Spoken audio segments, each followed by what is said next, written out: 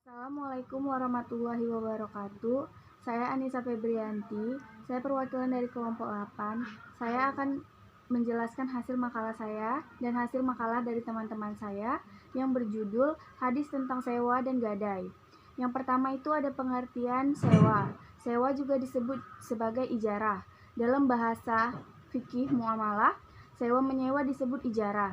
Ijarah berasal dari kata al-ajru yang berarti al-iwadu, yaitu ganti. Sedangkan menurut istilah, secara ijarah adalah suatu jenis-jenis akad atau mengambil manfaat. Jadi yang disebut di sini mengambil manfaat itu bukan mengambil manfaat dari si pemiliknya dan pemiliknya ini tidak mendapat apa-apa, tapi kedua belah pihak ini mendapat keuntungan masing-masing, di mana penyewa mendapat keuntungan dan si penyewa juga mendapat keuntungan.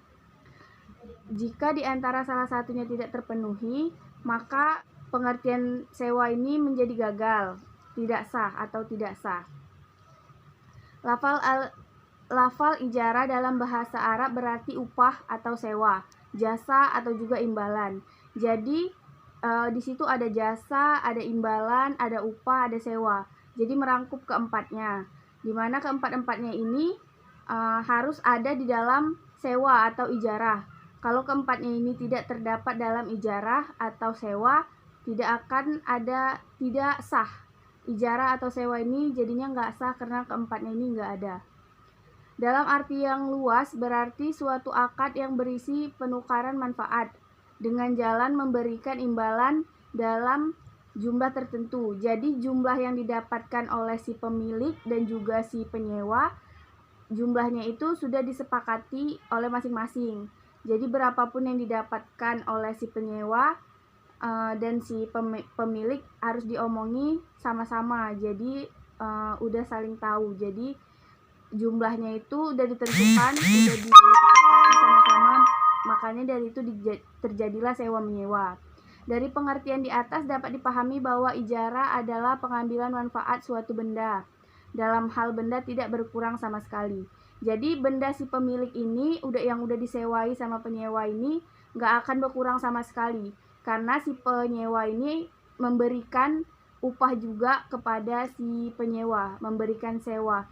Bisa berupa uang ataupun imbalan dari tanaman yang udah dia tanam. Misalnya kayak menyewa lahan sawah, kan dia nanam padi, jadi upahnya itu bisa berupa juga beras yang sudah digiling ataupun bisa dikasih uang apapun itu, yang penting jumlahnya sudah ditentukan, sudah disepakati oleh kedua pihak, yaitu si penyewa dan juga yang menyewa. Terima kasih. Dan syarat-syarat ijarah, yang pertama itu ada rukun sewa atau ijarah. Rukun ini merupakan hal yang sangat esensial. Apabila di antara kedua belah pihaknya tidak setuju, maka perjanjian ini dianggap tidak sah atau tidak sempurna, yaitu atau cacat. Dan para ulama telah menjelaskan bahwa rukun syarat ijarah itu ada 4. Yang pertama ada akid, pihak yang melakukan perjanjian atau yang berakad. Yang kedua itu ada ma'akud alaihi, perjanjian. Yang ketiga itu ada manfaat, dan yang keempat itu ada sikhat. Syarat-syarat ijarah. Syarat ijarah telah dijelaskan di atas bahwa syarat ijarah mempunyai syarat-syaratnya, yang tersebut adalah yang pertama itu adanya kedua belah pihak yang melakukan sewa menyewa. Yang kedua itu adanya segala hal yang berhubungan dengan sewa menyewa ya harus jelas dan transparan. Dan yang ketiga itu ada hendaklah barang yang disewa atau objek transaksi atau akad itu dapat dimanfaatkan kegunaannya menurut kriteria realita dan syarah. Dan yang keempat itu ada di mana syaratnya yang disewakan berikut kegunaan atau manfaatnya itu harus jelas. Dan yang kelima itu bahwa manfaat adalah yang mubah, bukan diharamkan. Suatu akad-akad yang sah dan mengikat dan mengadakan akad tersebut secara keseluruhan yaitu adanya 1. Tidak menyalahi hukum syariat, yang mana maksudnya di situ hal ini adalah suatu akad perjanjian yang telah disepakati antara kedua belah pihaknya dan bukan suatu perbuatan yang merupakan bertentangan dengan syariat. Yang kedua itu ada harus sama-sama ridho dan ada pilihan. Maksudnya itu apa yang telah diadakan para pihak haruslah didasarkan oleh kesepakatan antara kedua belah pihak itu, yaitu masing-masing pihak tersebut harus sama-sama ridho dan ada pilihannya.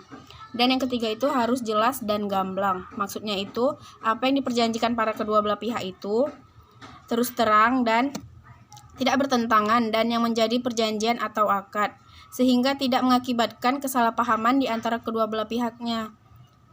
Hadis-hadis gadai ran. Dalam Islam, ran merupakan sarana saling tolong-menolong Islam tanpa ada imbalan jasa. Para ulama semuanya sependapat bahwa perjanjian gadai hukumnya mubah, dibolehkan atau boleh. Namun ya ada yang berpegang kepada zahir ayat, yaitu gadai hanya diperbolehkan dalam keadaan berpergian saja. Seperti paham yang dianut mazhab Zari, Mujahid dan Al-Dahab.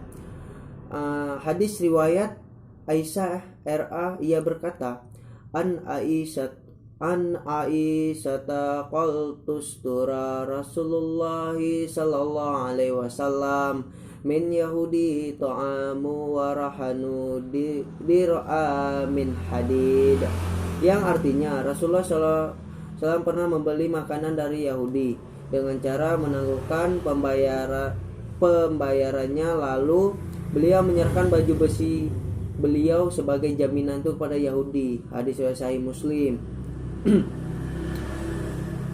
Rukun-rukun syarat gadai ran. Rukun gadai ran.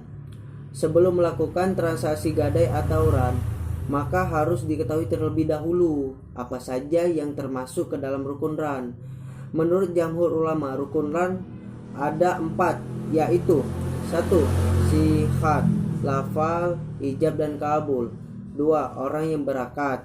Yang ketiga, harta yang dijadikan agunan. Yang keempat, utang. Syarat-syarat gadai. Ada beberapa syarat syah akadnya, yaitu berakal, balik. Yang berakal yang masih waras, balik itu yang udah dewasa ya. Wujudnya marhun dipegang sebagai jaminan oleh murtahin. Syarat-syarat lain dari gadai yang harus dipenuhi secara hukum fikih, yaitu 1. Cakap bertindak hukum. Kecakapan bertindak hukum diwajibkan kepada orang lain, kepada orang yang telah balik atau berakal.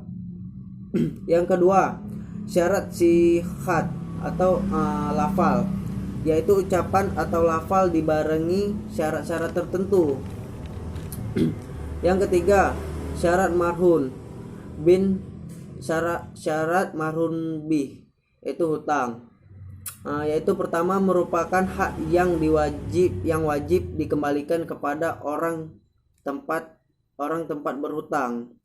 Yang keempat, beberapa hal yang menjadi syarat marhun, barang yang dijadikan agunan. Di antaranya yaitu pertama, barang jaminan agunan, itu boleh dijual dan itu dinilai harta dan boleh dimanfaatkan. Sebagai contoh, kamar tidak boleh. Kamar tidak boleh dijadikan sebagai jaminan dan kamar tidak termasuk ke dalam harta bernilai. Kamar itu tidak termasuk harta bernilai.